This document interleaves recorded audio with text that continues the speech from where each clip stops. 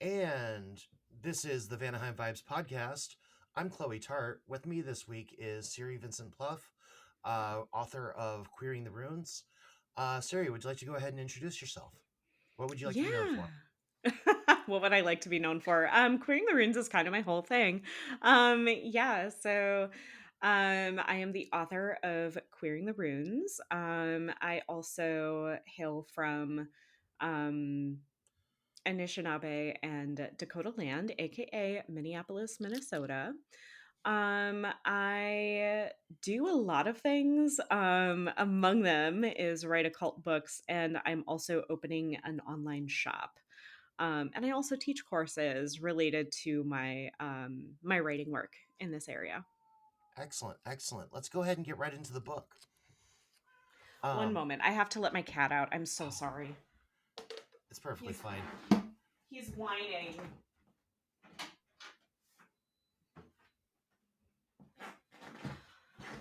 Okay, I'm back.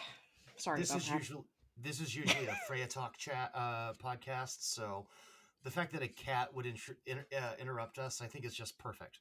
Amazing. Yeah, she's been tapping me on the shoulder a bunch lately. Freya or the cat, or is that one through the other? Both and all of it. All right, so let's go ahead and get into queering the runes, because this is something that's very dear to my heart. I love runes. I'm queer. I'm Norse pagan. Um, I want to go ahead and get your initial take. What's the pitch for the book? So the pitch for the book is essentially that queer people, trans people, we have always been here. And so, of course, it stands to reason that, there have always been queer and trans Norse pagans as long as there has been Norse paganism. And I get into a lot of kind of queer theory in the book in terms of just like worldview, looking at gender and sexuality from a new way. But also just what do the runes have to teach us about queer life? How can the runes assist us as queer people and queer practitioners? That's a pretty central question of my work.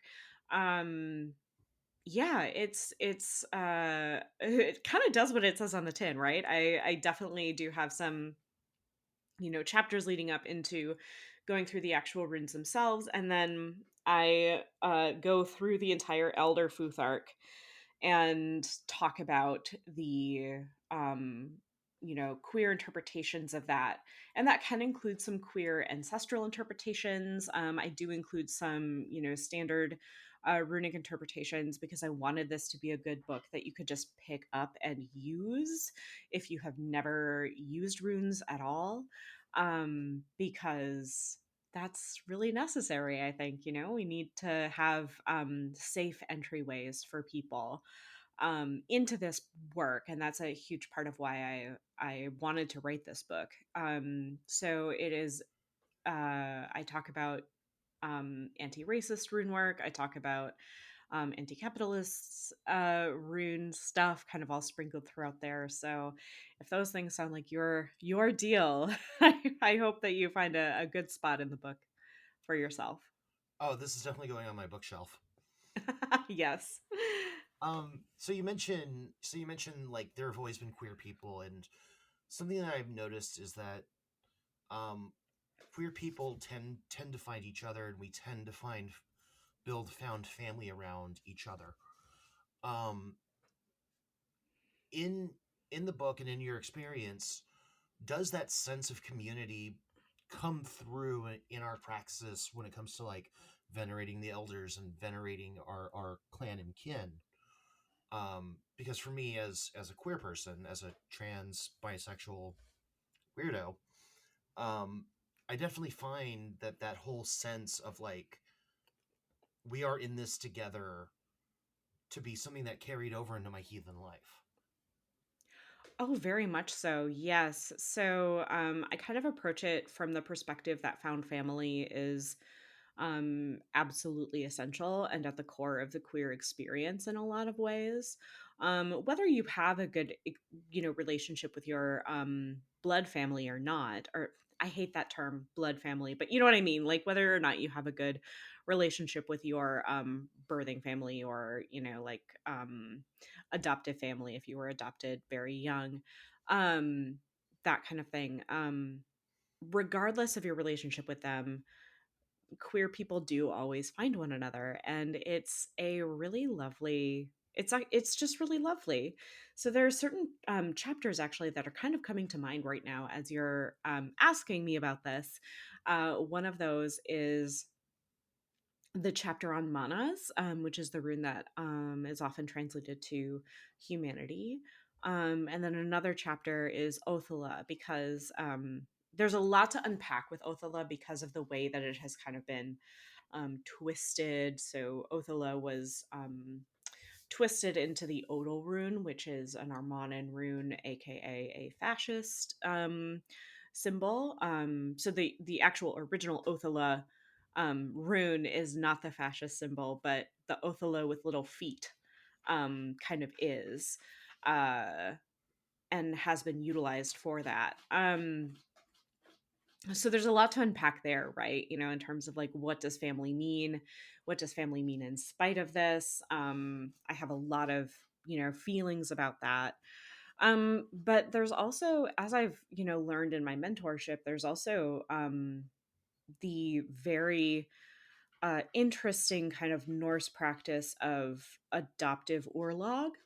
So one of the things that I learned through my mentor, Kari Toring, was that adoption was common. And when you were adopted into a new family, you inherit their orlog. So you keep the orlog that you were born into, but you also inherit the orlog of the new family, the found family, the adoptive family. And I kind of blow that out to another level with queer family, because I feel like in a lot of cases, coming out, you're like adopted into the queer family in a lot of ways. So that's where we, get queer ancestors that we may not necessarily be directly related to. I think that there's a lot of work to be done with, the queer ancestors. And that's both on the level of like a queer, um, what might be referred to in some traditions as the mighty dead. So, figures who were very seminal in queer history, or literature or culture, are definitely candidates that people would work within an ancestral fashion. But also, just like, I'm just talking about like queer people in your own family line, because we know that they were there. Like, everybody has queer ancestors, um, because humanity is just so old, and our current concepts of what is, the norm are, um, It's just so new it relative to 100,000 is. years of Homo sapiens sapiens development. Exactly. Yeah. So, of course, we have ancestors that now we might label them as queer. Um, even if it's just like deep time ancestors, um, who wouldn't have that kind of concept. So, I definitely do talk a lot about, queer ancestor veneration. I do talk a lot about found family in many chapters throughout the book. I do think that one, and I'm kind of working through this a little bit in the Queering the Runes course that is coming out, because I'm adding material in for the Queering the Runes course. One thing that I think is a very queer experience in a lot of ways that I didn't talk about very much is polyamory. Um, and that's because I'm not polyamorous. I'm in a monogamous relationship. But I'm trying to build more of that in with the course, which is it's basically like Queering the Runes 2.0, this time with added gay. Um, I'm sorry, so that's excellent. yeah. No, it's all good. So that's that's the course, because with publishing you really only have such a limited scope of pages.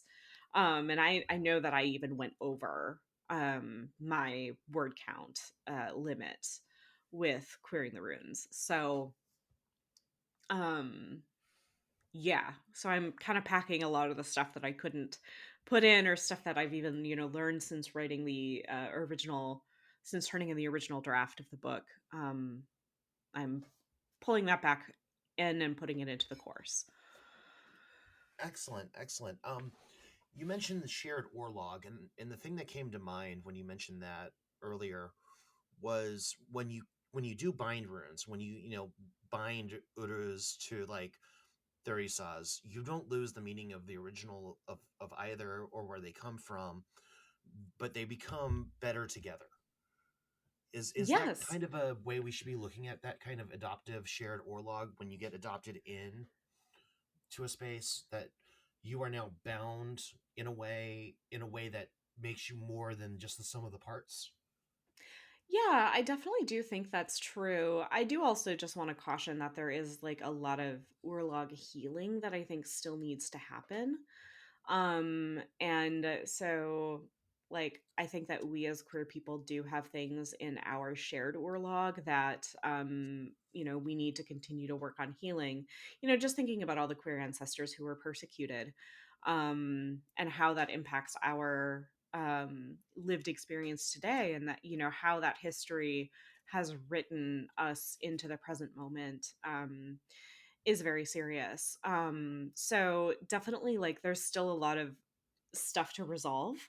Um, but the good thing about healing Orlog is that it's not on any one singular person to heal all of that. It's healing patterns together. So that, in that way, definitely, like, you know, bringing more people into the Orlog can be very helpful for,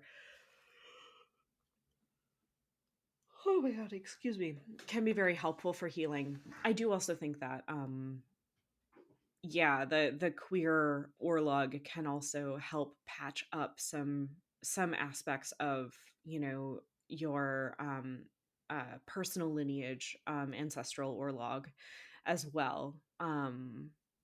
Which that gets kind of confusing and wiggity and stuff, so I can, try to get into that, but it's on such a very individualized basis that I would hesitate to talk too much about it. Though I do see that happening. I think I see that as well. The first thing that came to mind when you mentioned the healing orlog was the Jewish concept that we are not obligated to finish the work, but nor are we permitted to ignore it. Oh, yes, I love that. Um, because I feel like it as an elder trans who made it to the ripe old age of 40, um, Mm, I feel like it's part of my duty to look after the younger trans and do what I can to make sure that that their lives turn out better than mine did. Um, absolutely. and it's giving back and being part of a reciprocal cycle that never ends, and hopefully never ends. We know there's Yeah. Ragnarok, but uh, I'm just hoping Well, and that that's, we all eventually get to the future where we're all better off. yes, and that's the thing anyway too with Ragnarok, is that even that, I would argue, in the mythos is cyclical. Um, Even Ragnarok is cyclical. It's all one big circle. And we're going around and around and around. And I think that um, the work will always be there. Um, and what we can do now is try to provide as much support for people who are currently going through the difficulties, who are currently going through, intense periods of pain and abuse. We can be there for them. I wouldn't, I don't know that I would call myself an elder queer. I guess I kind of am. I'm 36, which is sad when you think about it, right? Right. That's like right on the verge of being an elder queer. Um but yeah, I do, the closer I get to 40, the closer I get to looking down the barrel of 40, right? The more I start thinking about supporting younger generations, specifically, from that perspective of, hey, I've been there, like, let's talk about it. Or, hey, do you need a shoulder to cry on? Or do you just need an elder queer to serve you soup today? Cool. Like, that can be me. um, that kind of energy and vibe. Yeah, and that work um is so self is it's self-rewarding because you give so much into the world, and you're able to do just you're able to give, like, it's almost like you're able to give a version of yourself something that you didn't have. Oh my god, yes. I love that way of describing it. Because for me, like, I had no exact language to describe um how how I felt about being queer. Like, I had no language. I had to discover it on my own. And if someone had sat me down when I was like 14, 15, and said, "Hey, the reason why you're interested in nail polish is because you're queer," that would have changed my life. That would have been transformative. But there was no one there for me at that age. So I had to make Yeah. do. Yeah. It's it's one of those things, or just like, hey, I see you, it's okay. You can come out in your own time, but I'm here. I see you. One thing that's really interesting is that within the last, several years or so, one of my younger cousins has been in process of coming out as bisexual. Um, and I say in process because I don't know how far she is in terms of like coming out as bisexual. Her father was very, very conservative, and her family seems to be kind of split in terms of the kids, like who's conservative and who's a little bit more, understanding and open minded. Um, and then there are also, like-minded people among his kids too, right? Who Right.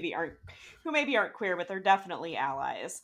So I'm not totally sure how far she is along that process, but like I was able to give her her first bi flag, for example. Awesome. Um, yeah, I was able to, kind of be there, and she actually back, I think it was her freshman year of college. So this was many years. This was like 5 or 6 years ago at this point. She asked me if she could interview me about witchcraft for a religion project. I mean, that's where you go. I mean, you go to the experts. You go to the people who've Right. done it. Exactly.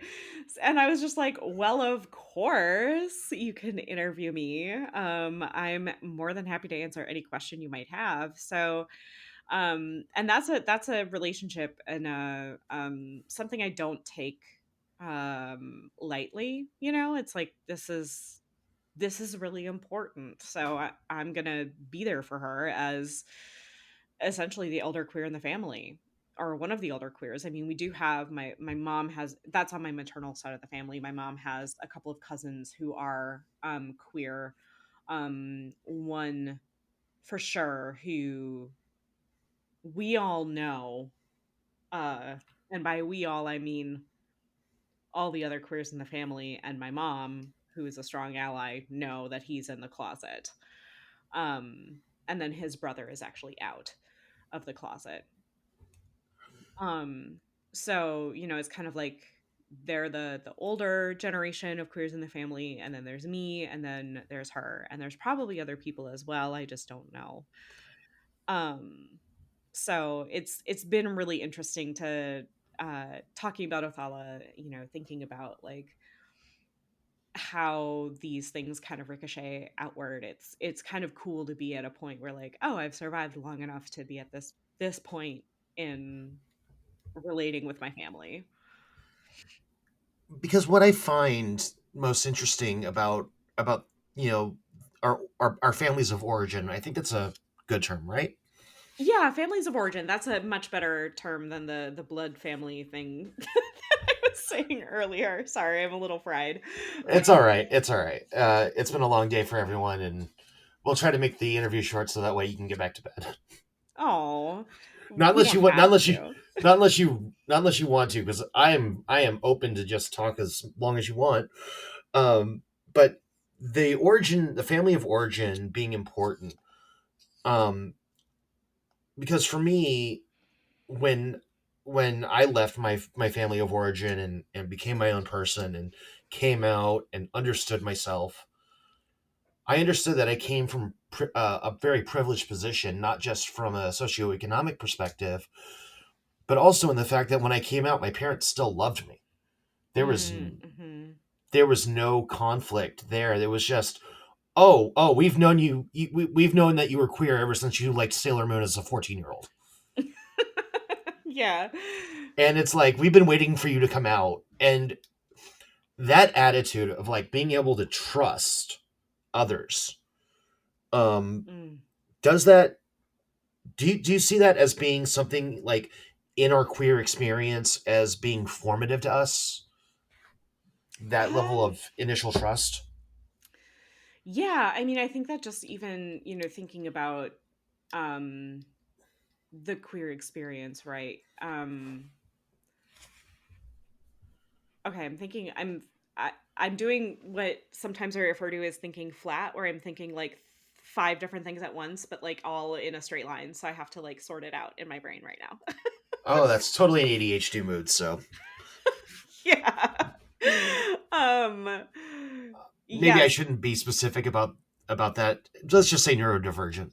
No, you're real. Like I'm pretty sure that's what it is. I don't have a diagnosis, but I'm pretty sure. Yeah, so there are a couple different layers to think about this, right? So there's the personal level, which is our everyday lives, and I think that, um how much trust you can still have in your family after coming out is huge.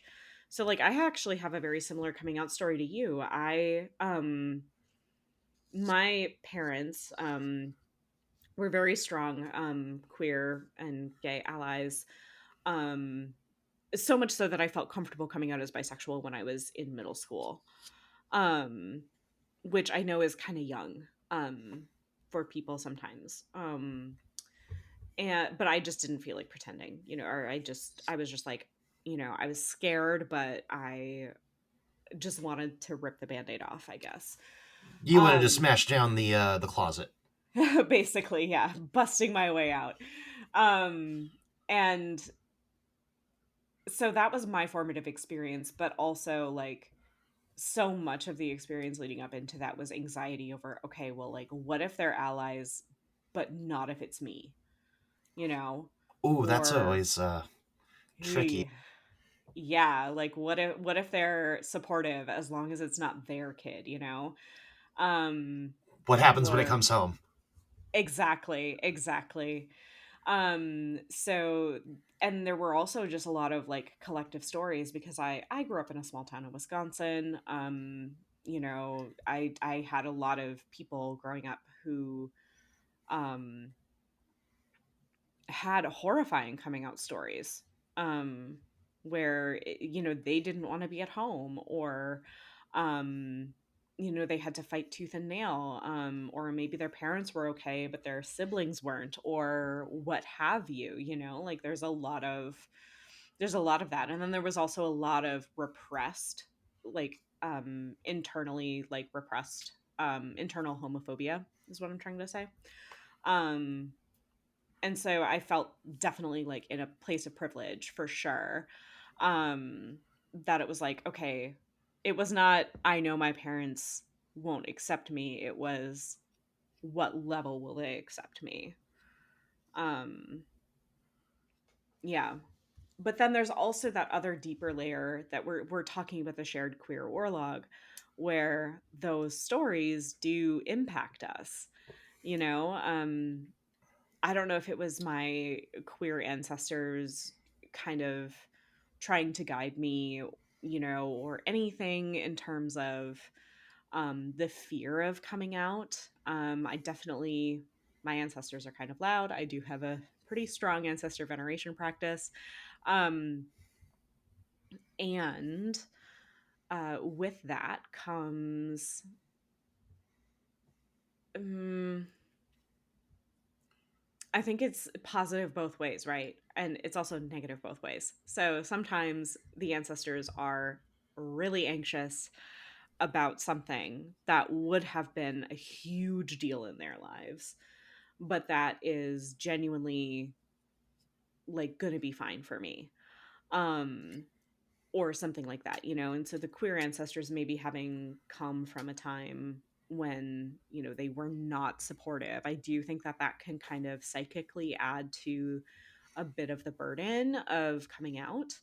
Um and and at the same time you also have queer ancestors who had totally good lives and it was everything was fine and they're trying to get a word in edgewise as well.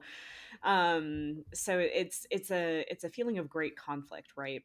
um and then also when you are leaving the closet and becoming a member of the larger queer community, you know, we're talking about shared orlog, right? So that means that I also am somewhat taking on the orlog of people who were not accepted by their family.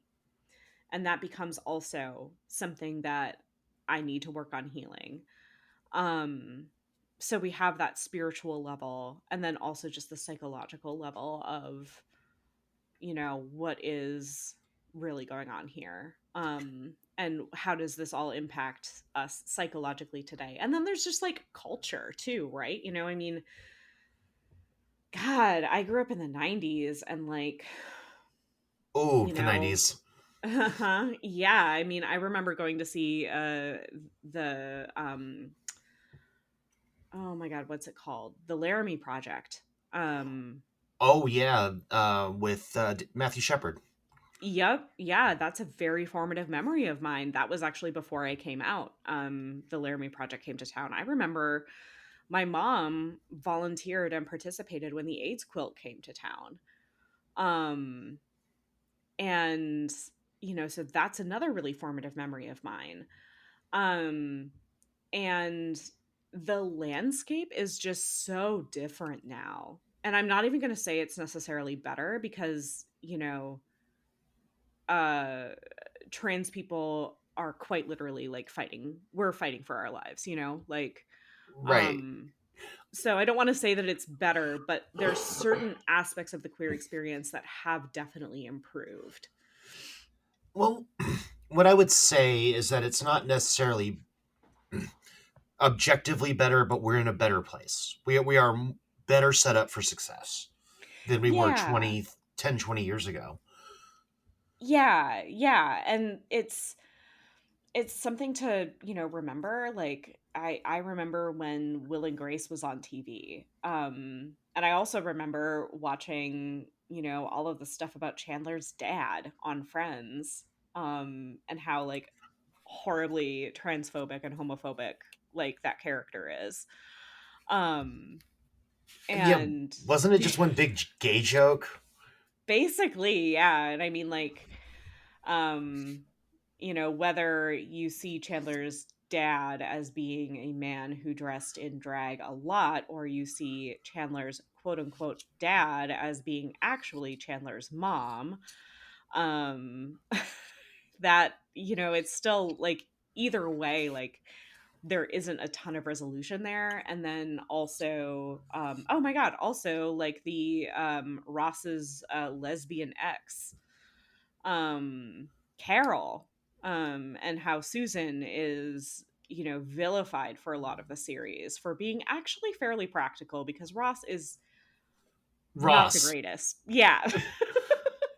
Like it's really funny how, you know, when the show was on the air, Ross was kind of like a heartthrob kind of character and now a lot of people are like, "Oh, he's legitimately the worst." Yeah, I was always confused by that because I'm like, that's David Schwimmer. I'm bisexual, but I'm not that bisexual. Bisexual, but I'm not that bisexual mood. Yeah. Um Same goes for Jennifer yeah. Aniston, but um I it's just was so I was more into Monica and Chandler. Honestly, yeah, and I think that Chandler is a much more interesting character anyway. I mean, like, we're kinda getting off topic here, but, like, I can go on and on and on about how, like, the most interesting characters on a TV show are not necessarily the best ones. They're kind of, in some ways, the messiest ones. And Chandler is for sure a mess. Like, bruh. I Um, I wonder if we can tie this into queerness, because so much of queerness does influence us to be messier than we would normally otherwise be, because we have to grapple with a lot of issues like, what will happen if someone finds me with my boyfriend or girlfriend? What will happen if, I get outed at work? So much of our lives are messy. yes, and also to kind of play off of that more too.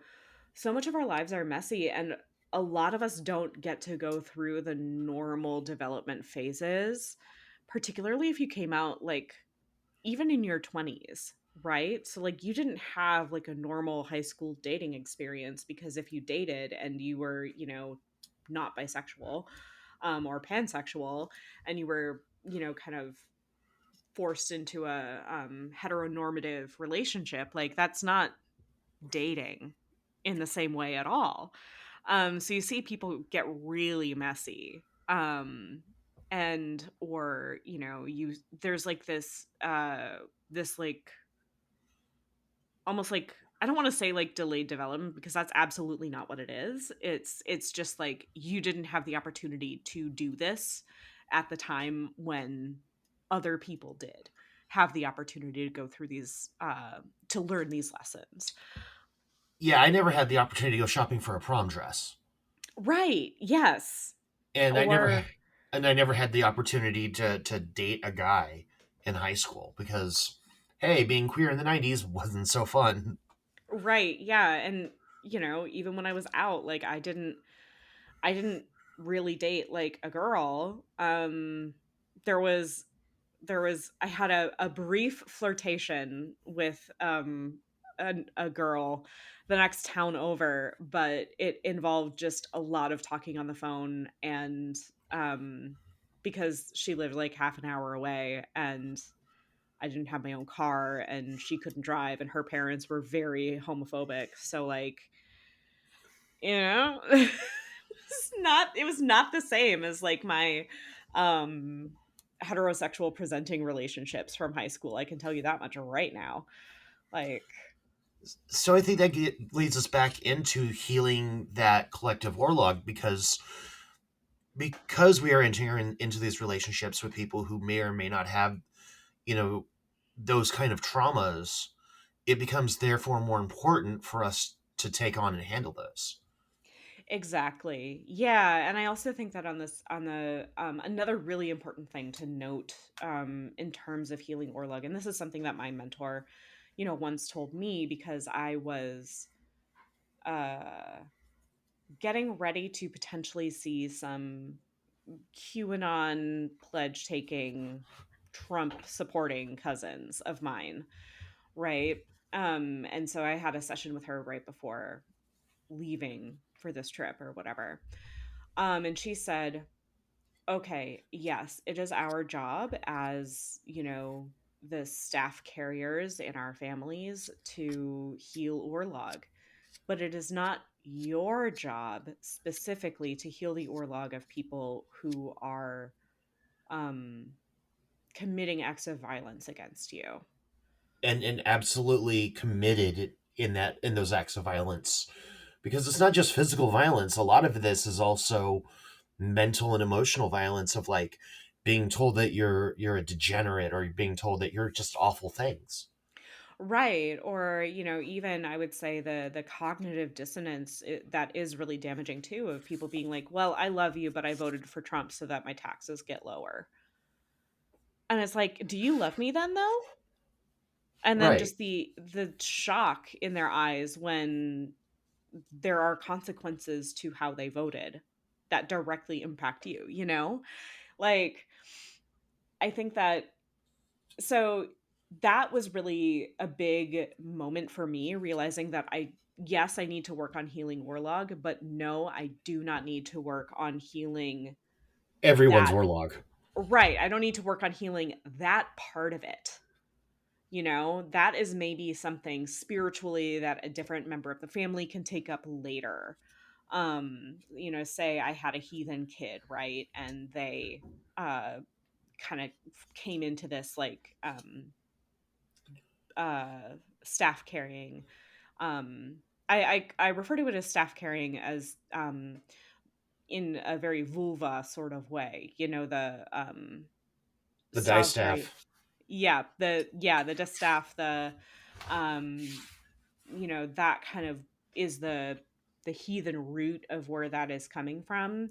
um and having training in that tradition myself,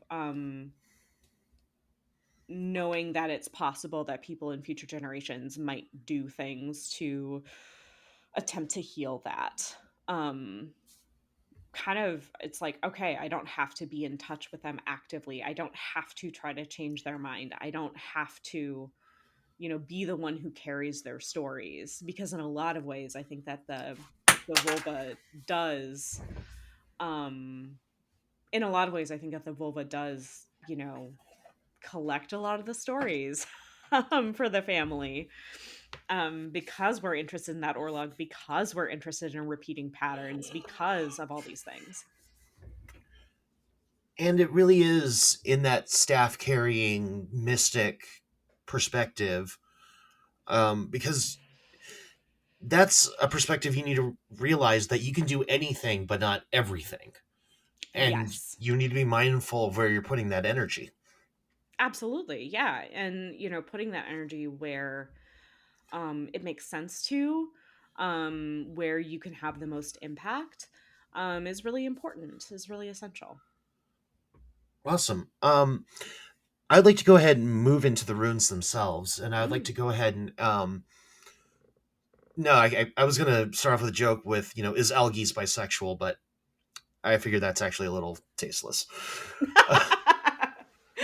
But more seriously, though, as someone who is trans femme, um, when you have like Burkana representing femininity, I feel very strongly with it because it does bring me that feminine energy. And I believe it's is it Tiwaz or is it Uruz that has the masculine energy? So yeah, I do talk about specifically masculine and feminine and even non-binary energies within the runes. Um, for me, um, for me, Uruz is actually a very non-binary rune. Um, because Uruz, a lot of the associations that people in our current climate of gender, etc., gender, etc., the name of my next book. Um, Excellent book on instant pre-order. right. Um, the yeah, so like the current ideas that we have about gender, right, is that like strength is masculinity. However, Uruz is the aurochs, which is directly related to Audhumla, who is the great ox who breastfed Ymir.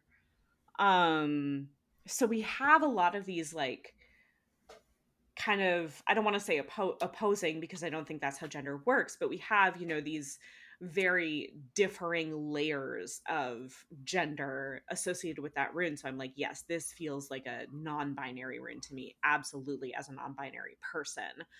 For me, Barkana, I do talk about in the chapter about Barkana, I do talk about things like pregnancy and that kind of thing, but I also try to divorce the idea of pregnancy as being essential for womanhood, because I think that there is absolutely a way that you just said it, as a trans woman, like you can utilize Barkana to connect with that sacred femininity, to connect with that. And you don't need to have like a womb, or you don't need to have experienced pregnancy or anything like that to associate with Barkana, right? Right. um and also, there are plenty of ways that you can talk about incubation as being a force in our daily lives. So, as a very creative person, I've got two books out at this point. My first book was all about tarot for creativity, and I wrote it with Cassandra Snow of Queering the Tarot and Queering Your Craft fame. Um, and so we actually kind of took them out, I think, of the final draft. But while writing Lessons from the Empress, I did kind of talk about certain aspects of creativity feeling like birthing, or like pregnancy in terms of incubating, or, the sadness that can sometimes come from um, the sadness that can sometimes come from having put something out there finally, and being done with it, as sort of like an almost postpartum um, feeling. And Cassandra and I were kind of like, well, these feel like they're interesting metaphors, they're good metaphors, but they don't fit in this context. But I do think that, creativity as like, what are you incubating, what are you cooking behind the scenes, as it were, to put it maybe crudely, um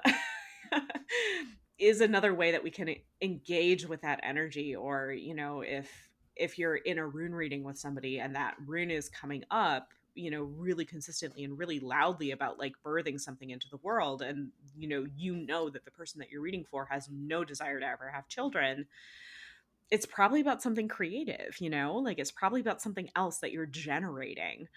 um what else? I had other thoughts about Berkana. I feel like Berkana is such an interesting rune because of how gendered it often is. But in queering it, like, how can we flip that, I think in that chapter I even talk about also like, um what if, like, your or I don't think I put it in these words, but now I'm going to talk about it, so whatever. um I'm what here if for it. right. So like, what if you're a trans guy, or your client is a trans guy, in a relationship with a man, a cis man who is trying to have a baby, like, of course it's possible that he could get pregnant. Like, there's so many different ways that we can approach these things that are so typically really strongly gendered, that don't need to be, I mean, they can be significantly gendered, but they don't have to be, right? Um, so yeah, that was my long ramble on Berkana. I also feel, with Perthro, like, I've also read a lot of books, more traditional rune books, that talk about giving birth with Perthro. Um, and, same kind of concept, right? Like, how can we take this experience and queer it? How can we make room and make space for people with expansive gender identities? um I I feel think like, the I'm yeah, sorry. I think that the answer to that is wide and infinite, because so infinite. from my perspective, Berkana being a feminine rune, if you're a birthing person, and I've got feelings about that term, none of them Right. bad, none of them bad. It just, most of those feelings are dysphoria because I'm not a birthing person. I'm Um, sorry. Yeah. I uh, I hope that our conversation hasn't taken a bad turn for oh, you. no, no, no, no, it's been great so far. Okay, Uh, good. it's the idea that we can do a lot of things. Either a trans man could just embrace it and say, "Hey, yes, I have this, feminine part of myself that's part of my physical body, and I embrace it," or say, "No, I'm going to take it from, Tewaz, or take it from another, take that energy from another rune, or do something else entirely." It's just, what are our motivations? What's the underlying thing that gets us going in those Yeah. moments? And I Oh my think gosh. Yes. This conversation, I'm getting like all of these ideas, and I'm like, I wish that this was in the book. Instead, it's in the podcast episodes, but it's going to be in the course that I'm teaching. there's always a Because second edition, there's always a second edition, or, again, like Queering the another Runes book, part two. Yeah. I will say that there very well could be another book. And I will say that, without making any commitments, obviously, I will say that I think that the part of the book that I would expand if I had infinite page count would be the rune magic section. As it is simply one small chapter at the end of the book. Um, one very short chapter at the end of the book, and that's an entire book topic, you know. So maybe that'll be my next. We'll see. Gay saith for fun and profit. What? Gay saither for fun and profit. Yes. Um, so I want to talk about Dagas actually, mm. because the rune reference that I use references it as a rune of awakening. And Mm. every time I think about awakening, I think about that moment I realized, holy shit, I'm trans. Mm. Because that's the moment that everything changed for me. Because when I realized I was trans and I had those feelings and I learned to embrace them, I started to learn to embrace my own feelings more. HRT, estrogen, helped a lot with that. Yeah. And I just really want your perspective on that kind of awakening in relation to Dagas. I mean, that is so valid. And I think that Dagas is a really good place to find that experience, that trans experience in the rune in the runes. I think that Dagas is like also sometimes just like sudden and intense realizations that are Epiphany. absolute yes, epiphany, absolutely transformative as well. I like to think of Dagas as like um a moment of transformation, um which again we're talking about transness. That hits the nail on the head right there. If we are associating dagas with epiphany and therefore transformation, the kind of epiphany that you can't just leave, that you have to change something because of, right? That You have to do is this. yes, it is so in line with the trans experience.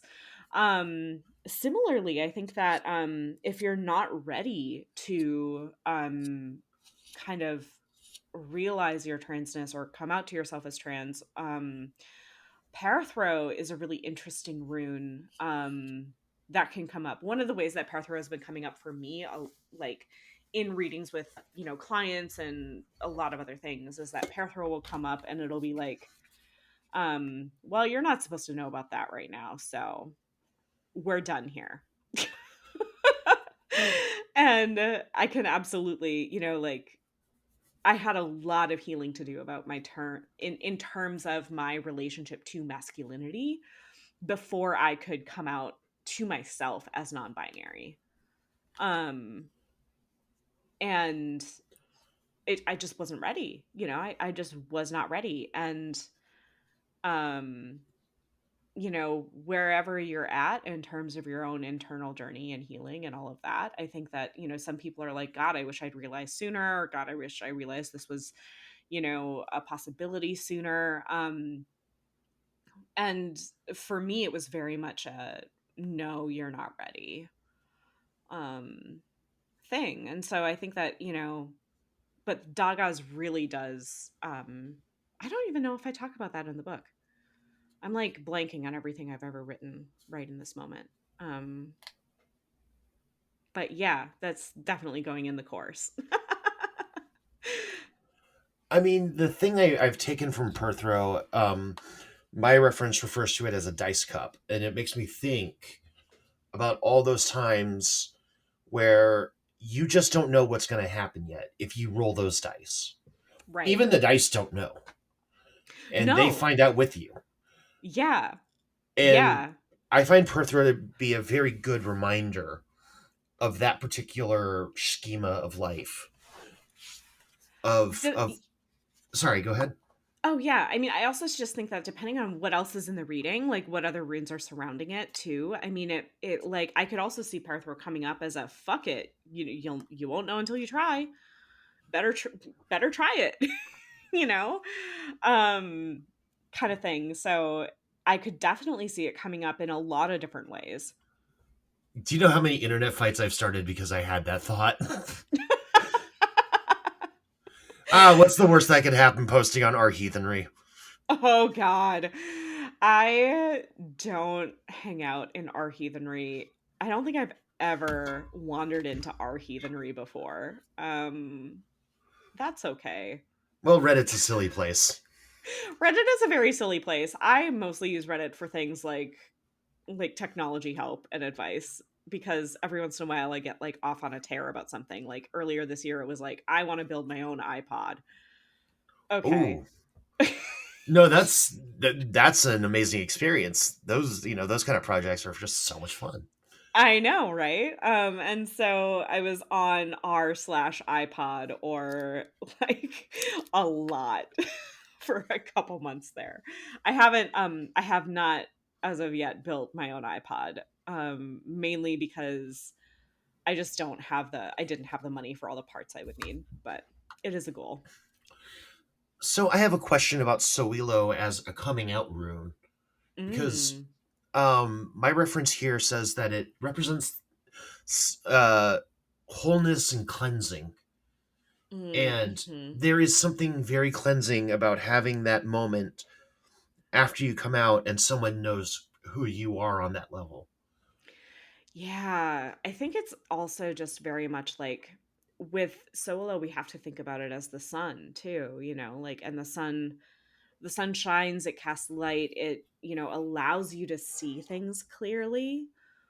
Um, and so I can absolutely vibe with solo on that level. It's similar with Dagas. I feel like it's a very like if Dagas is the like a realization of, oh my god, I have to do this thing.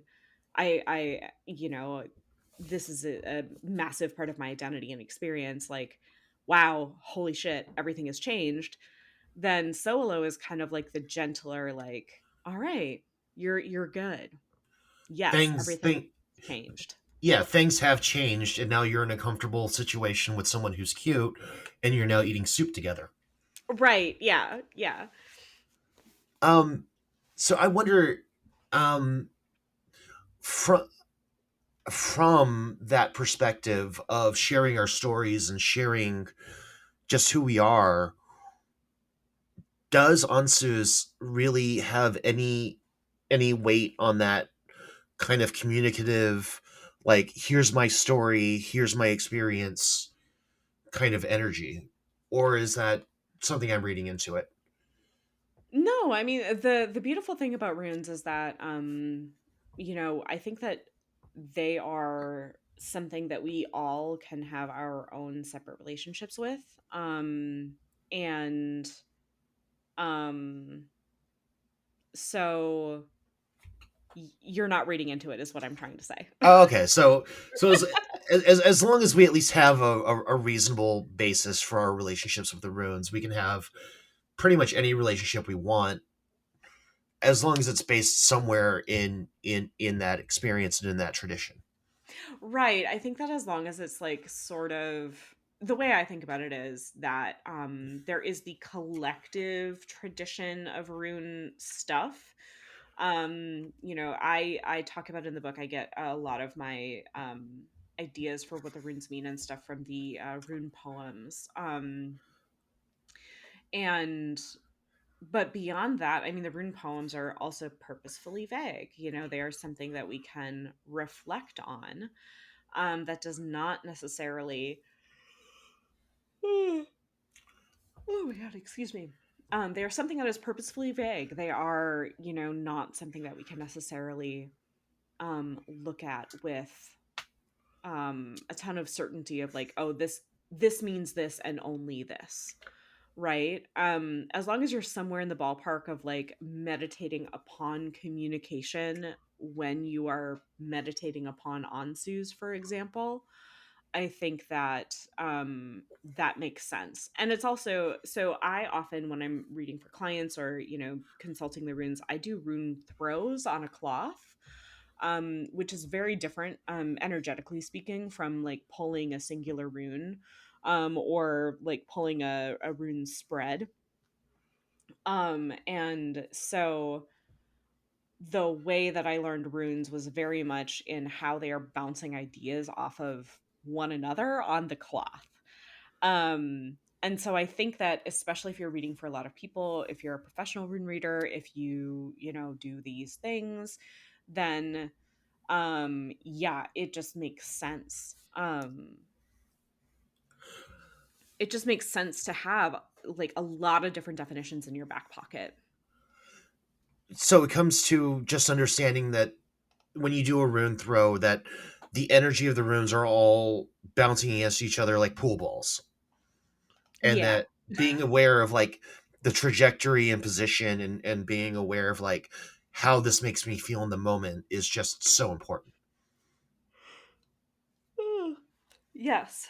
Yes, exactly. Um, we are actually coming up on an hour, Yeah. and that was a very quick hour. It was. We could probably talk for 3 more. I know. And I'm looking forward to it when you come up with your next book. Yes, of course. Hopefully, your book will be bigger and my podcast will be bigger, but hopefully, we'll be on the right path. You know, we're just putting one foot in front of the other, one scribble in front of the other. One MP3 file in front of the other. Yep. Um, so usually, and I don't want to, because I should have really told you this before, but for most of my podcasts, most of the guests are here to talk about Freya or the Vanir or the deities in general. You came on to talk about the runes. Um, One of the side projects of this podcast is putting together a playlist for the gods, Mm. specifically Freya. Um, Usually, I give the instruction on pick a song, to add to the podcast, to add to the playlist beforehand. I forgot to do it because this is, this is basically plugging the book, and I didn't want to put a lot of pressure on you. But if you have any thoughts on what you would like to add, I would love to hear it. Ooh, I have a good one. This is maybe a little bit more Loki oriented than it is Freya oriented, but just for the vibes of queerness, etc. I'm gonna say Venus as a Boy by Bjork.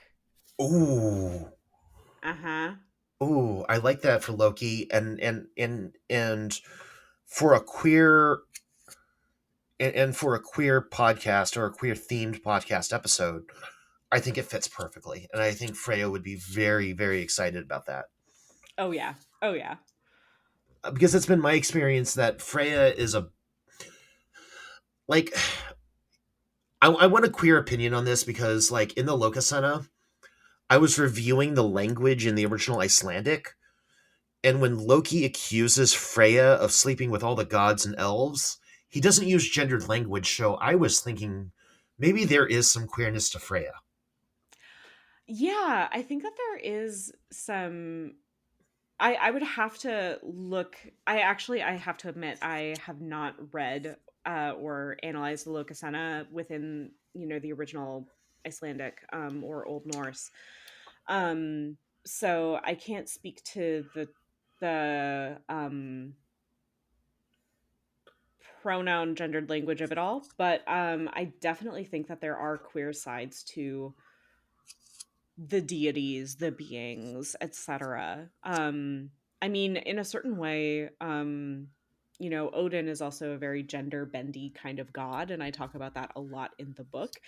Um, because Odin, I, funnily enough, so that I start the book out with this anecdote, so I tell it all the time.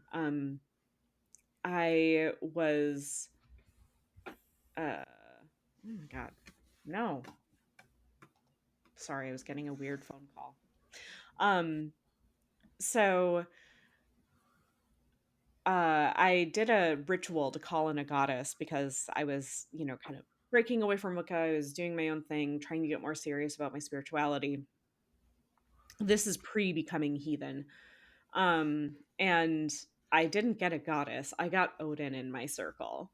Um Ooh, yeah. Which again, hey kid, you need to heal your relationship with masculinity. Hi. Um, so I just think it's really funny that like I ended up being very queer, and also looking at Odin in a very queer kind of way. Um, and so one of the ways that we know of Odin as being, very bisexual, very kind of gender nonconforming as a god, is that he learns Seether from Freya. Um, and, you know, I think that there might be a bit of gender exchange there as well. Um, I'm not recalling immediately if Odin also teaches Freya runes, which were, gendered as being a little bit more masculine for a long time. But it also just in my own, personal relationships with the deities, like that does make sense that that would be a mutual exchange, right? Um, so yeah, I also think of Freya as just like so sex positive that it's pretty much impossible. Maybe this is just me being a chaotic bisexual, right? But like, it's pretty much impossible for me to think of her as straight. Right. So like right off the bat, like, like I don't think of her as, like a straight goddess. Like I think of her as definitely queer in some way. Um in terms of sexuality. I just don't know about gender. Because Patty LaFive makes an interesting point in her book, Freya Lady Vanidus, that the energy that Freya gives off a lot is like tough lady, one of the guys kind of girl. And, I've known a lot of women like that who later turned out to be non binary or transmass. Oh So, yeah. so for me, it's just like, well, that becomes an interesting expression of femininity. Um, and, um, and I really do want to go ahead and end on that point. Do you have any final thoughts? Anything to leave us off on? No, I think that I really appreciated this conversation because I've been kind of on the podcast circuit, as it were, promoting the book. But people have not necessarily asked me about specific runes in depth in the same way that you did. So thank you very Oh, much for this conversation. oh, no problem. I figure I'll just do my research and give you my opinions on or I'll give you thoughts on the runes I have and see what we go. Yeah, Uh, for sure. And I mean, I think that again, like another thing is that like there's so much more that like I swear, like I don't know how long it will take for me to stop after publication. Like I don't know how long it will take for me to stop like waking up in the middle of the night with like, "Oh my god, I can't believe I didn't talk about this in the book." So I'm trying to like put all of those middle of the night panic thoughts into a not panicked um a not panicked kind of format. um, so if you're really vibing about this and you want to go super deep into, queerness and the runes and, like gender and sexuality from an Old Norse concept construct up until today, like um I am trying to stuff as much of that as possible into the Queering the Runes course, which is currently open for registration. awesome. All right, so the book is Queering the Runes. Uh, Author Siri Vincent Plouff. Thank you for joining me. Thank you so much for having me. No problem. And if you want to go ahead and join the Discord, you can find the link at everheartempire.com. You can find back episodes there, and soon I'll have the playlist up and ready to go there as well. So hope to see you all there, and have a good night. Yes, you too. All right.